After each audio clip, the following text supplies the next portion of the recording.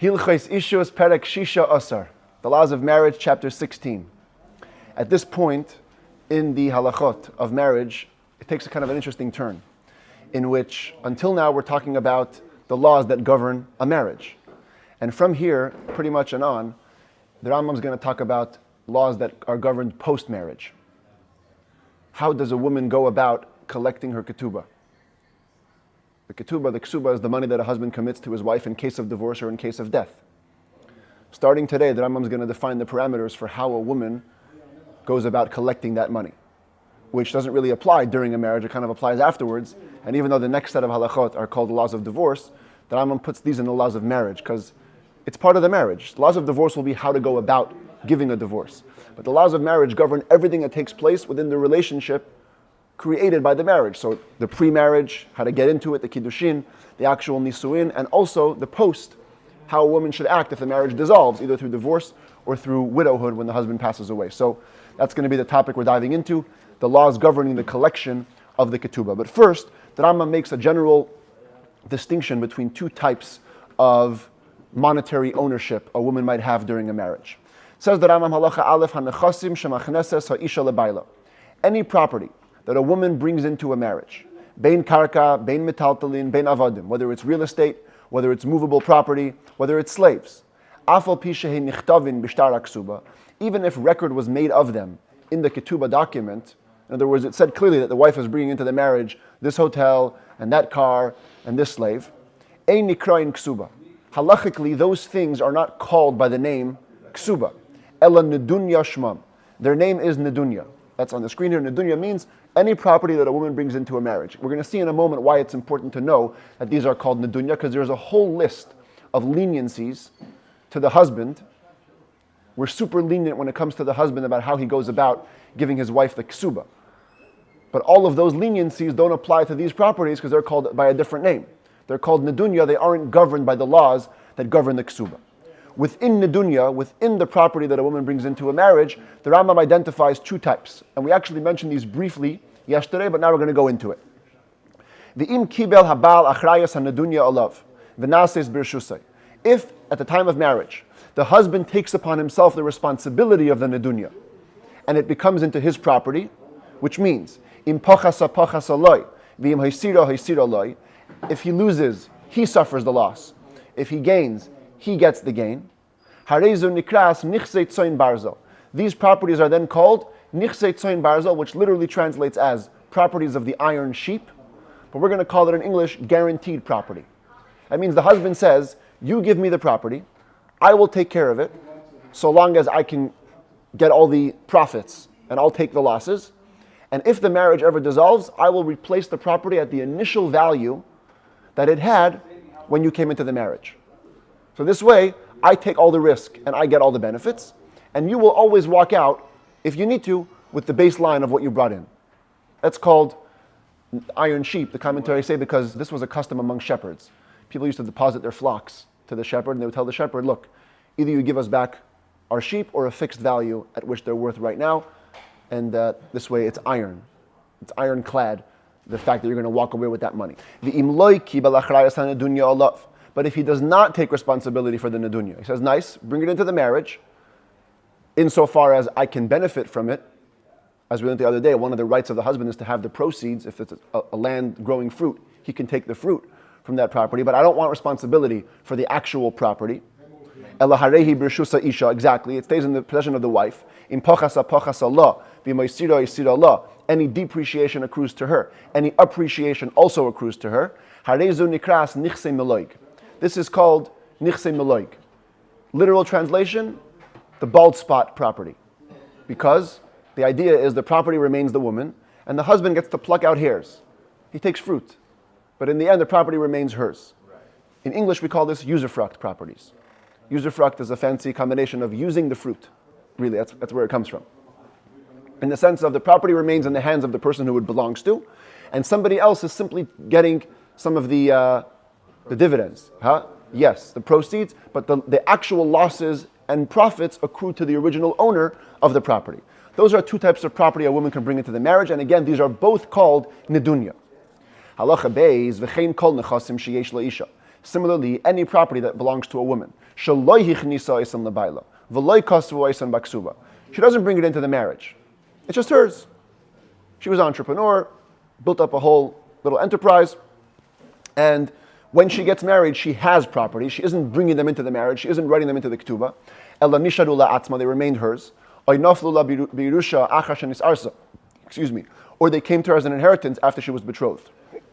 Her father died, left her a whole bunch of buildings. Or they were given to her as a gift later on in the marriage. All of these properties go into the second category. They are called nichsei miloig.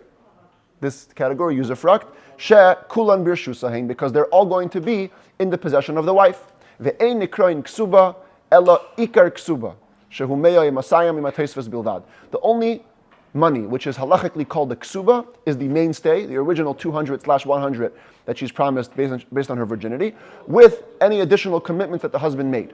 That's the only money called the kesubah. And all the laws we're about to learn, the lenient laws in favor of the husband that apply to a kesubah, only apply to this money. When it comes to the lands or the property woman brings in, no leniencies apply. What are those leniencies of the kesubah? So the Rambam begins. Halacha gimel kvar hedanu. We've already let you know shechachamim tiknu kesubah leisha, that it was the sages who enacted the kesubah for the woman. It was to protect her rights. We don't want the husband to just throw her out flippantly. This way he hesitates before he divorces. V'dina toisves kedina ikar.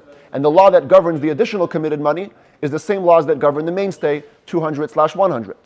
However, v'loy tiknu ligboisa kol zman shetirtzeh. Kesubah money is not a right that a woman can say any day during the marriage, hey, give me my kesubah money. No. It's like a loan that has a set time to be paid back. When is that set time? The kesubah only becomes ripe for collection after the husband dies or after the marriage dissolves through divorce. That's the first thing. In a way, it's a leniency. In other words, the kesubah can only be collected at a certain point. Second law, the sages also made an enactment. If a husband had good fields, bad fields, and average fields, we call this in halacha idis, beinonis, ziburis. Best, middle, lowest. Best, like Manhattan, yeah, real estate is very high, prime real estate. Sherman Oaks would be middle, and then Africa is like a little bit ziburis. Okay, it's very, sorry, maybe not South Africa, maybe Central Africa, where they have just huts, it's bad land, okay? So if a husband has all three levels of real estate, and the woman, after the death or after divorce, comes to collect the kesubah money, the halacha is she only collects from the lowest quality in his property, ziburis, which is called ziburis, that's halachic terminology for the lowest quality of land. So if he owns all three properties, typically, let's say a creditor who's owed money and comes to get land in its place, can even get from the benonit, from the middle. But a kesubah, one of the leniencies again in favor of the husband, is a woman can only collect from the lowest quality of land. Another law, halacha daled v'chein hiskinu, shekeshetavei ligbais kesubasa achar moisa. Another enactment was that if a woman comes to collect the kesubah money after the husband dies, loy tigbe ad shetishava b'nekitas chayfetz shelo hiniach etz laklum. She can only collect if she swears. She has to first swear, holding a Torah scroll, holding a holy object, that the husband didn't leave her anything. She also has to swear that she never sold the kesubah rights, she never pardoned them, and only then can she collect the kesubah money. Plus, we evaluate all the clothes that she's wearing and all the jewelry that she's wearing, and we deduct it from the kesubah money, because she's taking away those clothes and that jewelry. And that gets deducted from the original 200/100. But this is all in case of death. But if the husband voluntarily divorces her, then those laws don't apply. She can collect the kesubah money with no oath. We do not appraise the clothing on her because the husband's sending her out. He bought them for her. She acquired them. He wants to have her leave, not her. And therefore, you initiated the divorce. You suffer the losses. By the way, the commentaries say that it could be that like extra special clothes or extra special jewelry do get deducted. Even if the husband divorces her, he means just for her to take, the regular stuff, not all the high-level stuff. My grandmother had a dress with the chutei zahav. Mm-hmm. Sure. Yeah, gold embroidery, absolutely. What if the husband is forced to divorce her? What if it's one of those cases where the husband is forced to divorce her? So the commentaries say that then it's like death. She has to take an oath and you have to appraise everything. Because only if he voluntarily divorces, then we make him suffer. Otherwise, we don't make him lose. Halacha hey, v'chein hiskinu, another enactment about the Kesubah, shaloi tigbeh ha'almana Kesubasa ela min hakarka. That a widow only can collect the money owed to her from real estate. She cannot take the husband's car, or the husband's watch, or the husband's fancy stuff. Only land. Even in that, ve'eina goiva mishvach sheshavchu nechasim la'achar misas habal. She cannot collect from any appreciation that accrues to properties after the husband's death.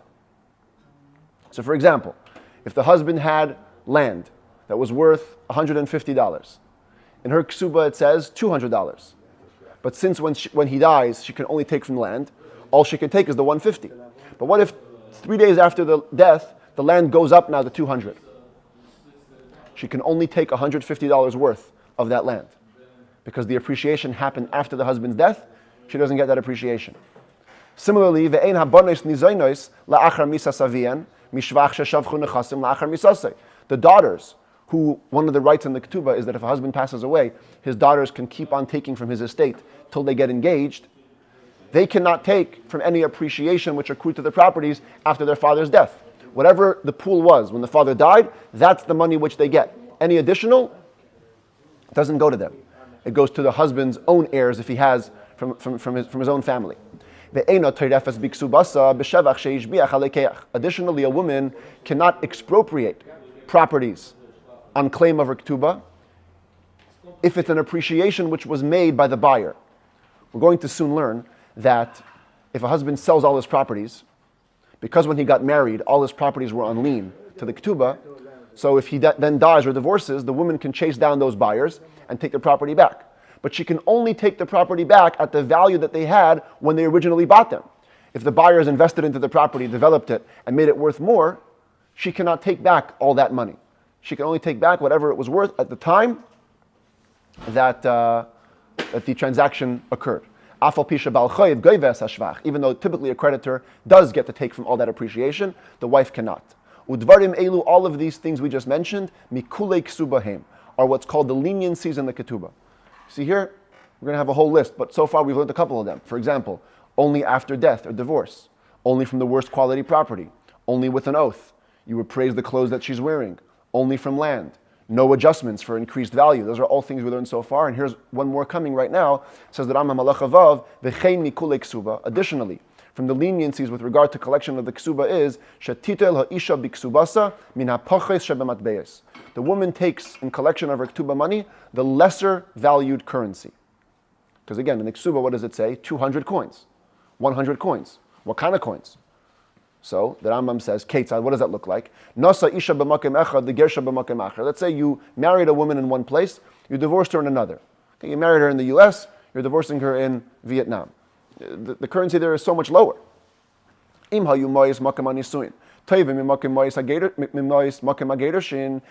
currency in the place of the marriage was of greater value than the currency in the place of divorce, you can pay her out in the money of the place of divorce. If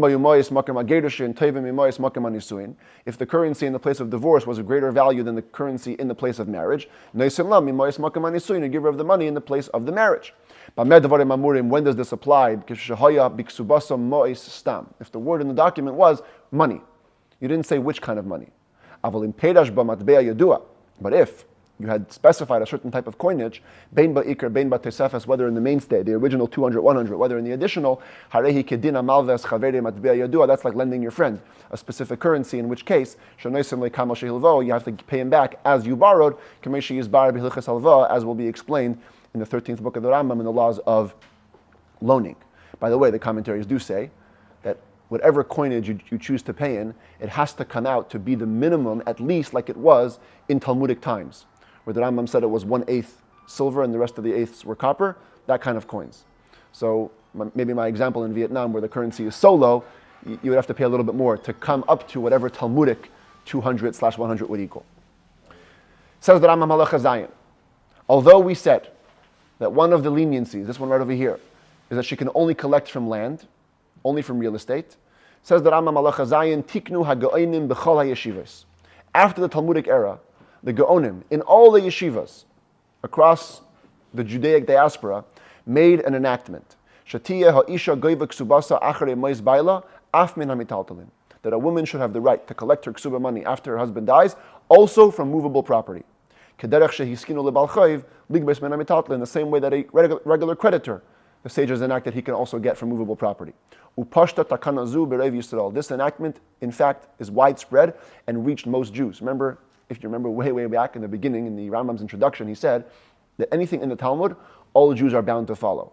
Anything after the Talmud's time, only if it spreads to most Jews, then every Jew has to follow it. This takana, says the Rambam, spread to most Jews, therefore everyone has to follow it. The commentaries explain that it was a socioeconomic shift.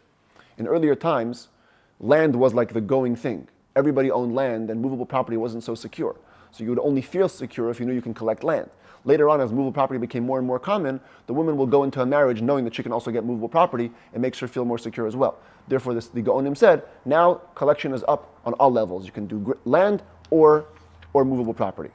V'chein sha'ar t'nai Kesubah. Says the Rambam, all the other conditional elements of the ketubah, where a husband has to bury his wife and free her if she's captive and heal her.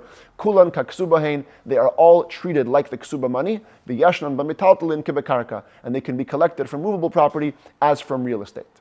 Chutz miksubas benin dichrin, except for one part, what's called the ketubah of the male sons. And we saw this the other day in short, and today it's again going to be in short. In chapter 19, we're going to explore it at length. This is benin dichrin means zecharim, banim zecharim, male children. What it refers to is this case. A husband married two wives. The first wife, he promised her in her ketubah $10,000.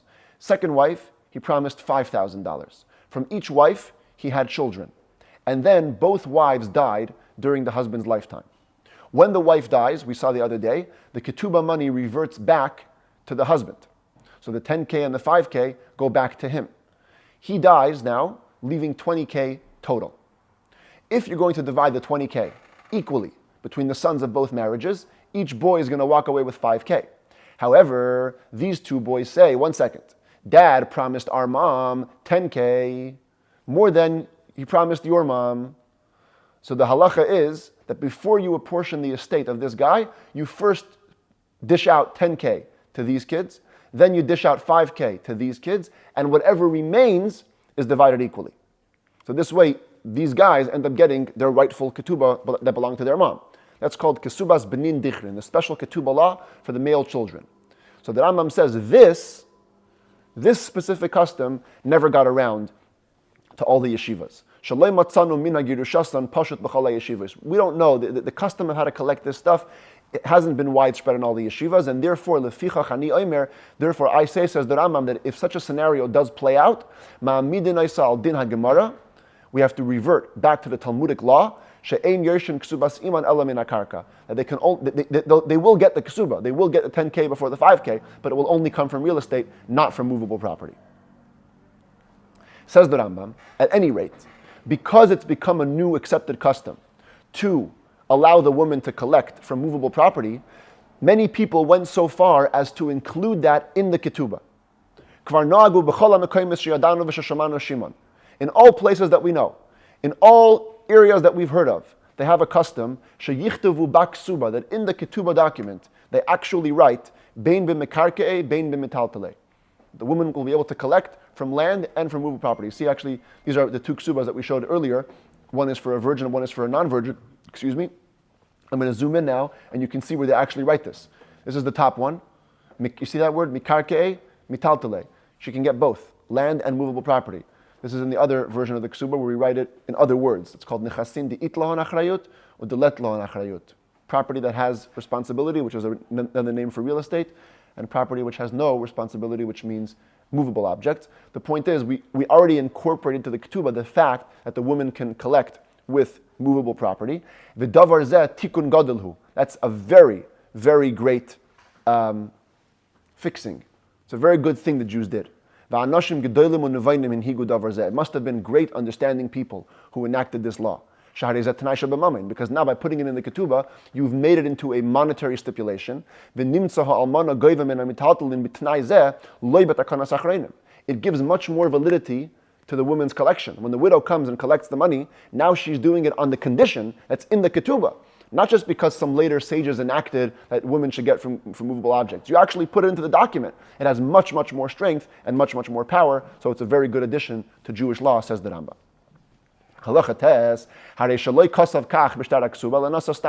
Let's say you didn't. You didn't follow this new custom. You didn't write into your own ketubah that the woman can collect from movable and from land. You married with no stipulation. If you were aware of this enactment of the Gaonim Goiva, she can collect from movable property. But if he's unaware, or we're in doubt whether he was aware, now we're a little bit stuck. We have to spend a lot of time deliberating. An enactment made by the Gaonim doesn't have the power to be adjudicated if it's not explicit. Let's say, like, unlike other conditions made by the great Sanhedrin, let's say the husband's obligation to bury his wife and to free her, those things were made by the earlier Sanhedrin. Those don't have to be written in the ketubah. But these ones made by the Gaonim, maybe we cannot use them in court to the point of taking out money from the heirs. We're not going to go so far, and therefore if he was unaware or we're not sure if he was aware, we have to spend time deliberating on that.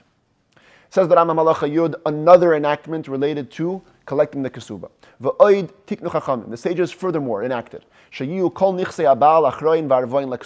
the moment the husband enters the marriage, any property he currently owns goes under lien to the ketubah. Even if he only promises 100 coins, and he has properties worth thousands and thousands of gold coins, every element, every inch of his real estate is under lien to the ketubah. And therefore, of any property that he sells after the marriage, even though it's a valid sale and he can sell all his property if he wants, if ever the marriage dissolves, if he divorces her or if he dies, she can go and expropriate those sold properties from the buyers. And of course, if she finds no free property. If the husband left any property under his own jurisdiction, she takes from that. But if he sold everything, she can go and expropriate any property that she wants.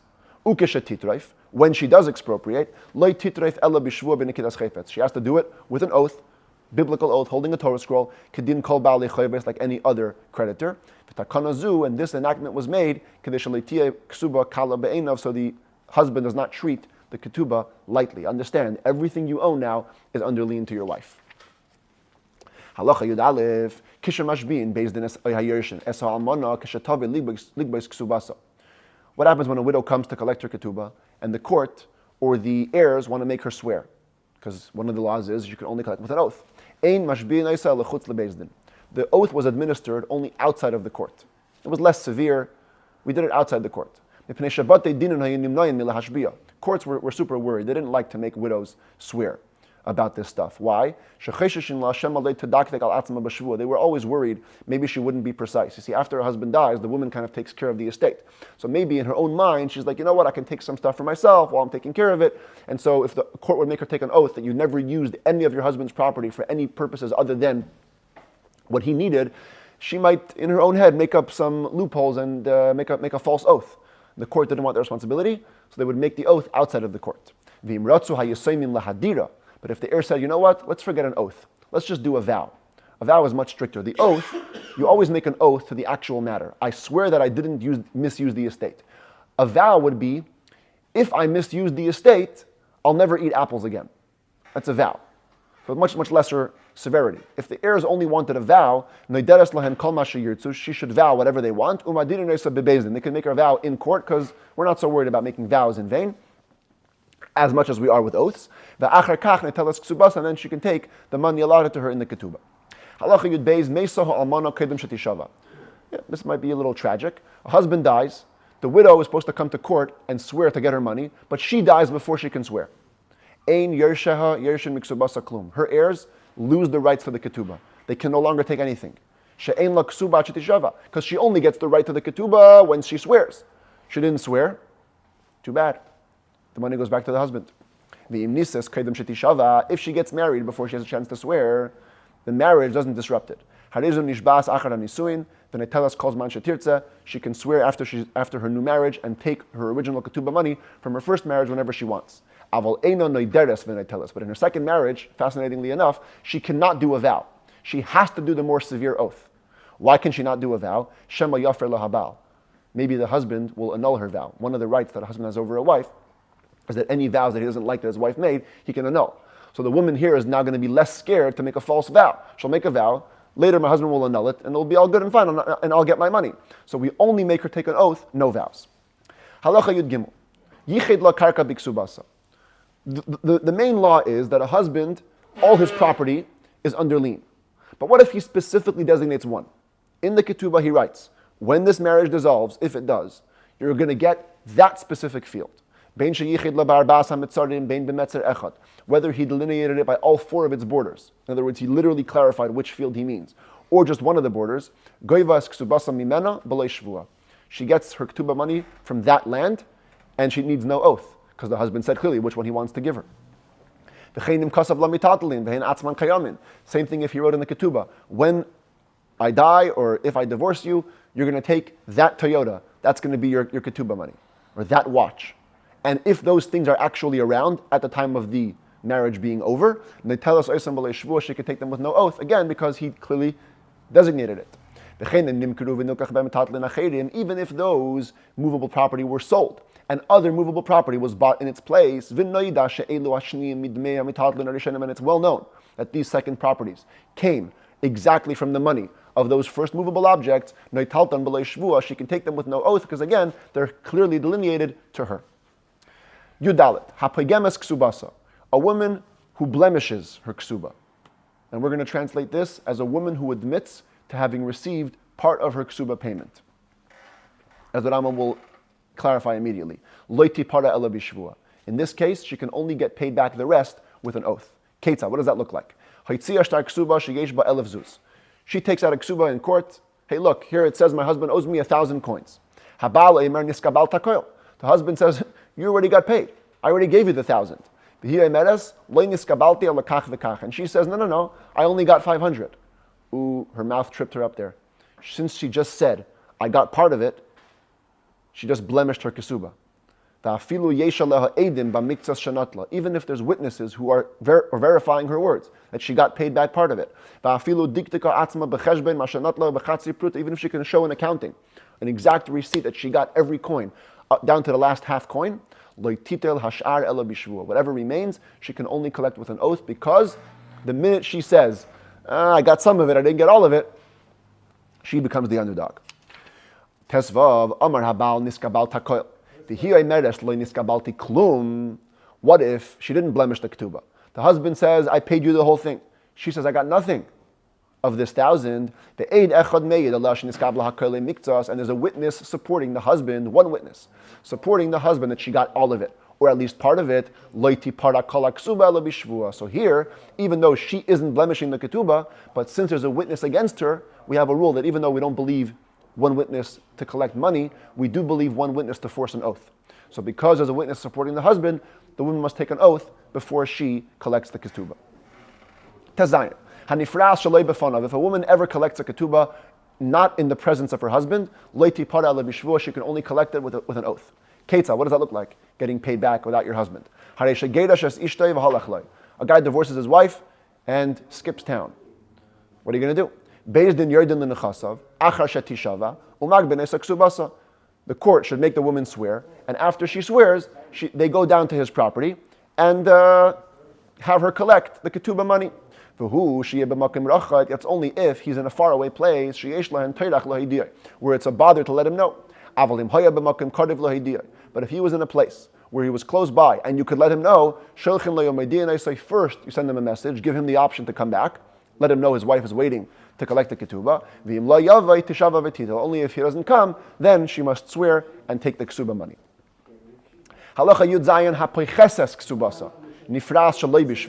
A woman who lessens her ketubah money can be paid back without an oath. We're going to translate lessens as a woman who declares that her kesubah payment is less than what is written. So basically, she's giving the husband lots of benefit, and therefore we believe her more. Ketzah, what does that look like? Hoitzia shtar Kesubah be'elef zuz. She takes out a document. It says the husband owes me 1,000 coins. Hu omer niskabal takoil. The husband says I paid you it all. V'hi omeres lo niskabalti klum. She says, listen, I didn't get anything, but I'll be honest with you. Ve'ein li ele chamesh me'ezuz. Really, my claim on you is only for 500 coins. V'zesha kasav li elef amana hoisa b'ni lebenoi. He only wrote 1,000 because we had an understanding. Maybe I wanted to show off that I looked good, I got a higher ketubah, but I'll be honest with you, you only owe me 500, but I got nothing. So because she voluntarily declares, pochetet, she lessens the ketubah money, harezun nifras shalei b'shvua, she can get paid back without an oath. She takes that money. Aval im amra, but if she says, ein bishtar ksubasi ele chamesh meyos, in my ketubah money, my ketubah document, there was only 500, and she never explains why it says 1,000. See, in the first case, she explains. We wrote 1,000 because there was a little understanding. If all she says is, I'm owed 500, actually, eina nifras bishtar zeh sheish be'elef zuz klum. With this document she's holding, she can get nothing. It's 1,000. And she herself canceled it. Shacharis bitla oisa yuki'ilu haydas shu sheker. She cancels it. She's admitting that it's false. Lefichach nishba shvuas hases v'nifta. Therefore, in this case, the husband makes a rabbinic oath that he paid her back, and he's exempt. But if she justifies it, then again, she can take it with no oath. Yudches. Kol makim she'amarnu l'tipara lebishvua. Any place in the previous laws that we just said, she can only get paid back with an oath. Oimrim la bezdin hishavi utli. The wording that the court uses is, swear and take the money. Umakim she'amarnu tipara shalei bishvua. Any place that we said in the last few laws, that a woman can get paid back with no oath. Oimrim la baal. The wording that the court would use is, you would tell the husband, amoid v'tein la, stand up. Give her the money. You will not be believed with the claim that you're making unless you can bring a proof to your words. What if the husband on his own says, let the woman swear on my claim? In other words, maybe it would be a case where she wouldn't be required to have an oath. But the husband says, I need you to swear. We tell her, we do make her swear. And with a biblical oath, holding a Torah scroll. But that's only if the husband demands it. What if, when they entered the marriage, the woman made a condition that if ever the marriage dissolves, I will never have to make an oath. I will always get my ketubah payment right away. Or they made a condition that I'm going to be believed in whatever I say. That's a good stipulation, and when the time comes, if the time comes, she collects her ketubah with no swearing at all. But if she's coming to collect the money from his heirs, let's say he dies, not divorces her, she must swear and then take the money. Any stipulation between her and him doesn't help for the kids. He may accept her words, but they may not. What if the wife put that in the condition? When they got married, she said, any claim I have against you, any claim I have against your heirs, I'm going to get the ketubah with no oath. Or your kids are going to believe me with whatever I say. The Rambam rules that works. Other commentators say, no, you can't make a condition about somebody else. But the Rambam says it does. Later on, if the marriage dissolves, he passes away, and she's dealing with the heirs, whatever she says, she gets without an oath. But if the woman comes to expropriate properties that were under lien, in other words, the husband had sold them, and she's now talking to the buyers, over there she can only expropriate with an oath, even if the husband fully believed her and said you can always take without an oath. Because any stipulations made by a husband only work for him and for his heirs. You can never make a stipulation that will cause others to lose money. And so, when it comes to getting from the buyers, she has to make an oath. Halacha Chaf Aleph. A woman comes to court, she's a widow, holding a ketubah. As long as she has the original document where the money is promised to her, nishbas v'goiva kesubasa lo'olam. She can take an oath and collect the money forever. 10 years later, 20 years later, 40 years later, it doesn't matter. As long as she has the document to prove her words, she can collect. Even after 100 years. Whether she's still living on her husband's estate, whether she went back to her father's house, doesn't matter. But if she doesn't have the ketubah, she can't collect anything, even the mainstay of the ketubah. Va'afilu tava b'yayim misas baila. Even if she comes to court on the day her husband dies, if she cannot produce a ketubah, no collection. V'chein agrusha, same thing with a divorcee. Afilu ikar kesubah ein la, acha toitzi shtar kesubah. She never gets them, even the mainstay of the ketubah, unless she can produce an actual document that shows that there was a ketubah. When do we say this? That on the one hand, she can always collect if she has the document, and if she doesn't, she can never collect. That's only b'makim shedakan lichtav kesubah, in a place where the custom is to actually write up the marriage contract, as all Jews do today. Aval b'makim she'ein dakan lichtav kesubah, but if it was one of those places, and there were places like this in the Talmud's time, where the custom was not to write a ketubah, it was just so obvious. You came into a marriage, it was on the understanding that we're going to keep all the rabbinic requirements, but there's actually no document. Eloseim chen al tanai beis din, the custom is everybody relies on the conditions of the court. Harezu goiva ikar kesubah afal pi she'ein biyada shtar kesubah. She can always get the mainstay. The 200, 100 she can always get, even if she has no document. Bein yisgarsha, bein yis almana, whether she's divorced or widowed. Bein shahaisa bebeis baila, bein shahaisa bebeis avia, whether she's in her husband's house or in her father's house. She can always get the mainstay. Aval toisves ein la b'chol makim ala b'raya bruda. But the additional commitment, she must have a proof for that, because that's something that the husband voluntarily gives, and that has to be written up somewhere in a document. Until when can a widow collect the mainstay of the ketubah? If they don't have that actual, if it isn't the custom to write a ketubah, so here we don't say 100 years. Here, because it's all on the understanding, you have to come within a certain time limit. If she was still living in her husband's estate, she can always collect, because the fact that she's there shows the connection. Well, we'll soon see why. Actually, the reason is because she may be too ashamed to ask of the heirs who she's living with to collect the money. So she always has the right to collect. But if she left and went back to her father's house, the limitation is 25 years. Once that time passes, she can no longer collect the ketubah. If she comes to demand the money after 25 years, she gets nothing. Because if she hadn't pardoned it, why is she quiet for so long? She isn't living with the heirs, in which case she could say, I was ashamed to demand from them when I'm living in their house. That's why in her husband's house she can go forever, because she can always say, I was embarrassed from the heirs. But here she's living on her own with her father. 25 years is too long, lady. You obviously pardoned it. You cannot come to court after 25 years. Lefichach, therefore, says the Rambam Malachav Dalid, if she was living in her father's house, but the heirs were still taking care of her, every day somebody was bringing her food, she can demand her ketubah even after 25 years, because the same logic applies. The fact that she was quiet and didn't demand the money is only because she was embarrassed from the heir, and therefore the statute of limitations doesn't run out. Chaf Hey, another case that applies where there's no written record of the ketubah. Yeah, husband dies, husband divorces her, and now there's a fight. Was I a virgin or wasn't I a virgin?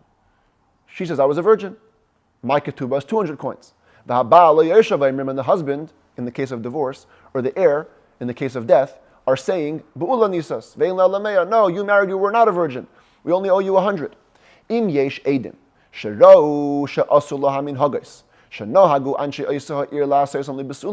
there are witnesses who can say that they remember when these guys got married, and they did the customs that were special for a virgin. A type of rejoicing, a type of crown. Even today they do these customs. They blow shofars and drums, different types of clothing, or other customs which are only done when a virgin gets married.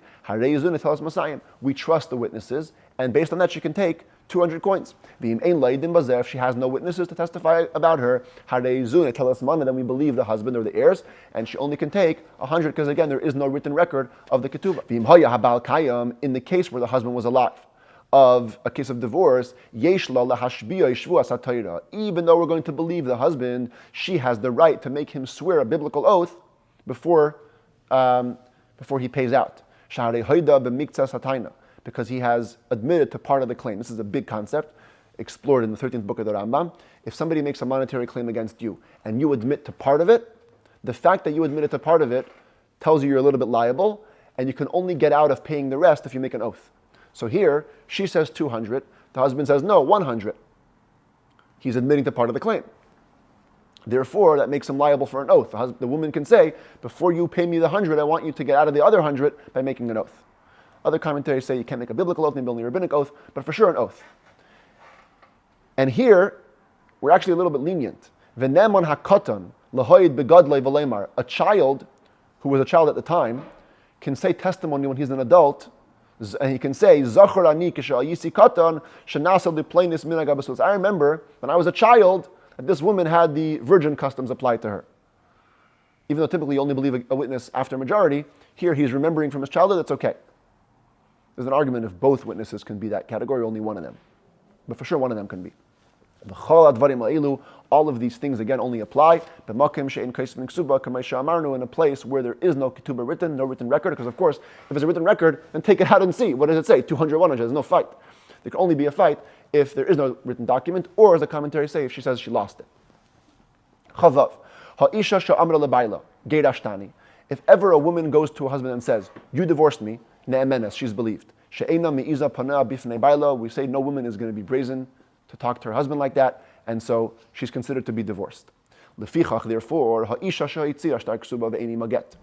If a woman takes out a ketubah document and she has no divorce document proving the divorce, but she says, va'amra lebayla, geirashtani va'avad giti, another one of these conversations, you divorced me, but I lost my get. Tain li ksubasi, give me my money. And he says, no, I never divorced you. Since the very claim of divorce, the woman is believable about that, he must at least pay her the 200/100. The additional money that he promised her, he need not give. Unless she could bring a proof that he divorced her, or she produces a get document with the ketubah. But at least the mainstay of the ketubah she can get, because a woman is believed to make the claim of divorce. Amar lo habal chav zayin. What if the husband responds?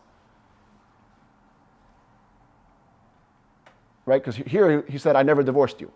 What if he says, kachaya, it's true, geirashti v'nasati lakal ksubah ikar v'toisves. I did divorce her, but I already paid her a ketubah, the mainstay and the addition. Because v'li shoiver, she actually wrote me a receipt, v'avad shoivri, but I lost my receipt. Mitoich sheyachal lemar le geirashti. Since he could have said a better claim. He could have said, I never divorced her. And in that case, he would get out of paying the additional money. We believe him. This is a principle called migu, a huge principle in halacha, that if a man enters a claim in court, and he could have entered a better claim, that itself is reason to believe his worst claim. So over here, what's better? Saying I never divorced you, or saying I divorced you but I already paid you? The first way is for sure much better, because you're denying the whole thing. Since he was more honest, and he said, I divorced you, but I already paid you, we believe him on that. Nevertheless, since she's claiming the money, so he can make her swear. He can make her swear biblically that he still owes her the money. And pays her the mainstay of the ketubah, 200, 100. And he swears a rabbinic oath and is exempt from paying the additional money. What if all the woman produces in court is a divorce document? Here, I'm divorced, but she has no ketubah document to prove that she's owed money. If the custom in that locale was that they didn't write a ketubah, the fact that she's holding a divorce document is her right to collect the mainstay of the ketubah. But if the custom was to write a marriage document, she doesn't get the mainstay at all, nothing. Even if you have a divorce document, I'm divorced. No ketubah, no money. The husband just enters a rabbinic oath to say that what she's saying is not true, and he's exempt. A woman comes to court and produces 2 divorce documents and 2 ketubas. So we have to assume that she went through 2 marriages with the same guy.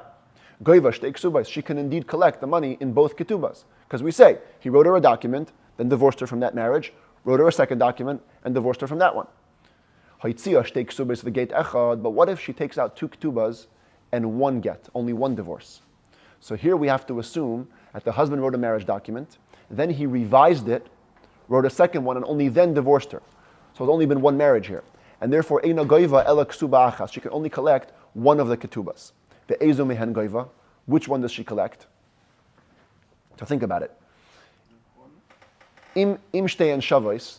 If they both have the same amount of money, bitla ha'achreinas harishayna. The second one cancels the first one.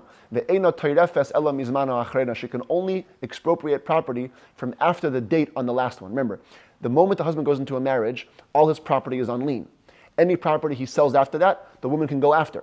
By the husband rewriting the ketubah, he means to help out his buyers. Let's say he got married in Tishrei. Document says Tishrei, meaning, and then he sells a property in Kislev. Technically, the woman can go grab that property. He revises the ketubah in Nisan, same amount of money, but it's a later date. Now the property in Kislev that was sold isn't covered by that. So he saves the buyer. And she can only expropriate properties from the date on the second document. But if one of the two documents said more money, there was a bigger commitment,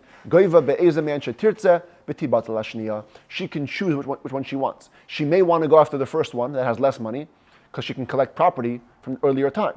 But she may want the later one to get more money. She chooses, the other one is canceled, but we only give her one out of the two. Can she backdate the Kesubah? No, that's not allowed. Yeah. Lamed hoitzia shtei gitin uksubah achas. What if she takes out two divorce documents and only one marriage document? So here, interesting thing. Ein la kesubah achas. Even though it's clear that there's been two marriages here, she only gets one collection of the ketubah. If a person divorces his wife and then remarries her with no stipulation, al ksubasa harishayna hachazira. We assume that he brought her back with the same obligations of the first ketubah. So what probably happened was here, he wrote a document, first marriage, got divorced, remarried her with no new document because he assumed we're keeping the old document in place. So now when he divorces her a second time and she comes to two divorces on one document, that's the same document from both marriages. Get uksuba achar misa sabal. What if, a bit complicated, husband dies and she comes to court with a divorce document and a ketubah. So now, did the marriage end before he died? Did he write her a divorce? What's going on here? Im get kaidem laksuba. And by the way, it could even be that there's two marriages here. Could be she was divorced from a first marriage, then got a ketubah in a second marriage, and then he died. So we look at the dates. Im get kaidem laksuba. If the date on the divorce predates the date on the ketubah, goiva beget ze ikar kesubah. All she can do is, with a divorce document, get the mainstay of the first marriage ketubah, im ein darkon lichtev kesubah, assuming that the custom in the locale wasn't to write a ketubah document.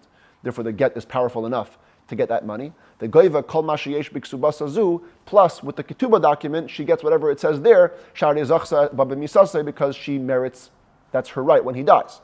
By the way, if the locale was to have a ketubah, then of course the first get means nothing, and all she can get is a second document.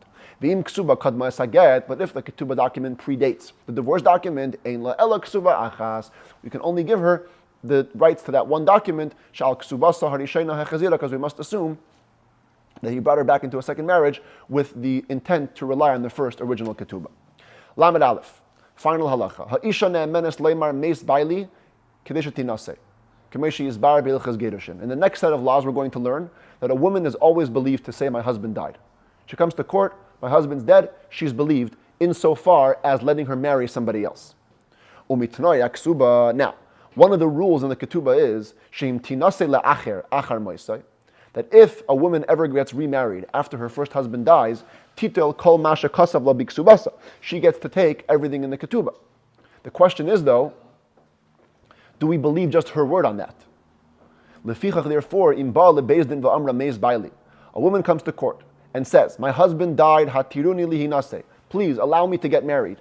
But she didn't mention a word about the document. Not only do we allow her to get married, we also have her take an oath and pay out her ketubah, because she didn't mention the ketubah.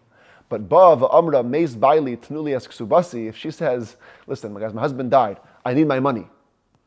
You're only coming for the money, we don't believe you. So we don't even, not only do we not give her the money, we don't even let her get married with that wording.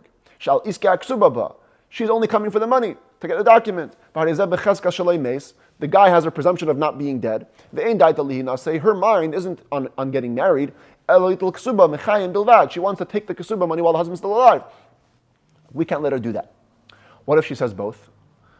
Ba v'amra, if she comes and says, Meis baili, hatiruni lihinase utnu li es kesubasi. My husband died, please let me get married and also give me my money. So here it depends what she said first. In this case, she says marriage first. Matiruni lihinase v'nestim la kesubasa. We let her get married and we give her the ketubah money because mainly she came for marriage. And so we assume that he's actually dead. But if she comes and says the opposite, my husband died, give me my ketubah and let me get married. We do let her get married, but we don't give her a document. Because we don't give her the money of the ketubah because we don't believe her on that. She said it first. Maybe that's her intent. But if she goes ahead and grabs from her husband's property the worth of her ketubah, ein maitzin miyada, we don't take it out of her hand. This is a classic rule. In the Talmud, this question was left in doubt. So whenever you have a doubt, the ruling always is we rule stringently, but if she grabs something leniently, we believe her. So we won't give her the money, but if she grabs it, she gets to keep it.